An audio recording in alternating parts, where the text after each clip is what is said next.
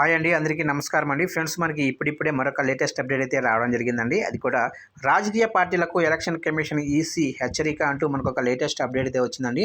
అయితే ఇందుకు సంబంధించిన పూర్తి డీటెయిల్స్ అయితే తెలుసుకుందామండి. ఆ హెచ్చరిక ఏంటి అనేది వీడియో ఎక్కడ స్కిప్ చేయకుండా చూడండి ఫ్రెండ్స్. అప్పుడే మనకి పూర్తి సమాచారం అయితే అందుతుంది. ఇక లేట్ చేయకుండా వివరాలకు తెలిపోదాము. సార్వత్రిక ఎన్నికల ముందు రాజకీయ పార్టీలకు ఎలక్షన్ కమిషన్ ఈసీ కీలక సూచనలు చేసింది. చిన్నపిల్లలతో ఎన్నికల ప్రచారం చేయించొద్దని, ప్రచారానికి సంబంధించి పనులను వారికి అప్పగించొద్దని హెచ్చరించింది. నినాదాలు చేయించటం, పాటలు పాడించటం, కరపత్రాలు పంచటం, పోస్టర్లు అతికించడం వంటి పనులు చేయించకూడదని తెలిపింది. సోమవారం ఈ మేరకు రాజకీయ పార్టీలకు ఆదేశాలు జారీ చేసింది. నేతలు చిన్నారులను ఎత్తుకోవటం, ర్యాలీల్లో వారితో ప్రచారం చేయటం, వాహనాల్లో తీసుకెళ్లటం చేయొద్దని పేర్కొంది.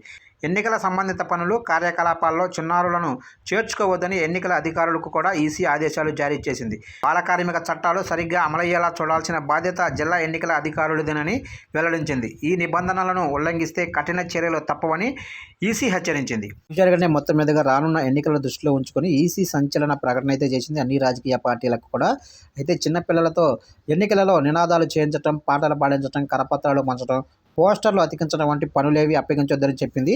ఇలాంటి పనులు కనుక అప్పగించినట్లయితే వారికి కఠిన చర్యలు తీసుకుంటామని ఈసీ హెచ్చరించింది అన్ని పార్టీలకు కూడా.